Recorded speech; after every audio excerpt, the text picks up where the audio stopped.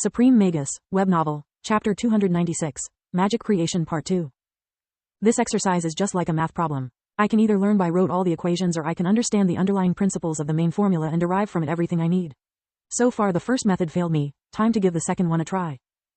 Lith closed his eyes, ignoring the combo bar in front of him and focusing on his mana core instead. The second spell of his choosing was Joranbat, a useless spell that would generate coin-shaped icicles. It was similar enough to the previous one to make it possible for him to at least reuse the first hand seal. Lith drew the symbol in the air slowly, feeling a small amount of mana departing from his core. Then, he almost stopped his hands, making one small movement at a time and observing how the mana strand reacted. He discarded all the signs that caused it to bloat or collapse, following only those which made it move outwards. Lith had no idea how much time had passed when he heard the sound announcing the completion of the second spell.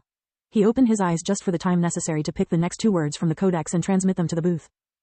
He kept practicing ice spells only, observing each time with more clarity the shape the mana strand assumed with each different spell. The revelation struck him like a hammer. Most of the movements composing a single hand sign were useless. They had likely been added to make it easier to remember, to mask the important parts from prying eyes, or both. What mattered were the movements that altered the shape of the mana strand, adding to it twists and turns until its flow resembled that of a true magic spell. Lith decided to put his theory to test. He picked another couple of words forming a simple ice spell. Lith mentally visualized how he needed to manipulate his mana flow to obtain with true magic the same effect the fake spell would have. Next, he pronounced the magic words while using both hands to shape the mana strand like the true spell he just created. The booth signaled his success coincided with the gong marking the end of the lesson. Lith found himself drenched in sweat. His mana reserve was low enough to give him a splitting headache. Yet he was pleased with his results. The bad news is that I can't use the same technique for higher tier magic.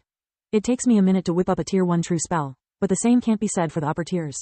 It means I must really learn how to create fake spells, Lith thought. This not only will come in handy to pass this subject, but also as a way to obtain credits by sharing spells if I ever need something from the association. The good news is that now I found a much quicker way to turn fake magic into true magic and vice versa.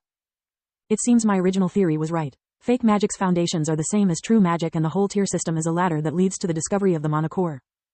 Lith walked out of his booth, waiting for the hologram to project his results. Attempted spells, 15. Completed spells, all. Final grade, B. Imprint successfully reset, ready for a new student. Not bad for someone who spent half the lesson to get a single spell right. Solis tried to cheer him up. B was the lowest score they ever got, yet she was proud of him. Lith had achieved that grade all by himself, without asking her help. It's better to wait after dinner before asking him if he did it on purpose or he was simply so focused to forget about me. She thought in a hidden corner of her mind. Lith turned to watch how the others performed. Kyla's hologram reported.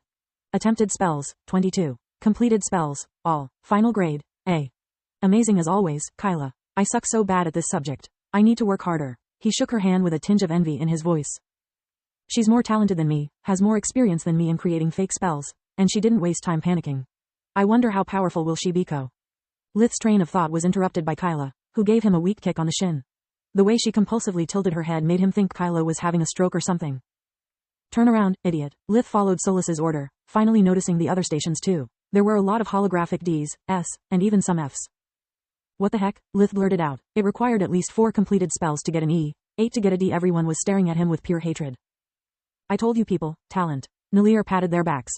As I said earlier, 2 completed spells are enough for a passing grade during the first lesson. The machines are calibrated for the final exam, though. She chuckled at his bewildered expression. Later, while the students were enjoying their dinner, the traitor inside the academy could finally sigh in relief. After the streak of failures during the past year, all their meticulous planning was giving its fruits. Based on their most recent intel, Linhos was still unaware of their plans to build military-grade weapons to employ during the final act. Ever since they had joined Lucart's wild goose chase, everything had gone south. Lucart, the archmage idiot who dreamed to be king, the traitor had joined him because they too wanted the civil war to happen, but for an entirely different reason. The traitor firmly believed that the Griffin Kingdom was beyond saving. It was like a horrible painting drawn by an incompetent artist. More brushstrokes could only make it even messier. What the kingdom needed was to burn the old canvas and start again with a new one.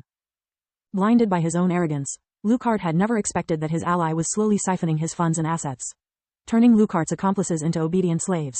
The plan was brilliant in its simplicity. When the civil war would start, the traitor would have all the necessary means to make his side prevail, wiping off the board both Lucart and the corrupted royals. After the incident in Candria, they had been forced to change approach. With the parasites discovered and a cure already available, the original plan was ruined. When Balcor had revealed his new target, the traitor assumed the Heaves were giving them a sign. By moving their pawns, they had weakened all the academies, making them easy prey for the undead. The traitor assumed that once the 6 great academies were lost, the other great countries would invade the Griffin Kingdom. Nobles and commoners would have been united in grief, forced to ally against a common enemy. The outcome of the battle wasn't important, what mattered was to destroy the status quo. Yet the damned Linhos had ruined everything by allying himself with the Lord of the Forest, leading the other headmasters by example. The traitor had spent the last months building the strength they needed to plunge the kingdom into chaos. If revolution was impossible to achieve, the traitor was willing to settle with revenge.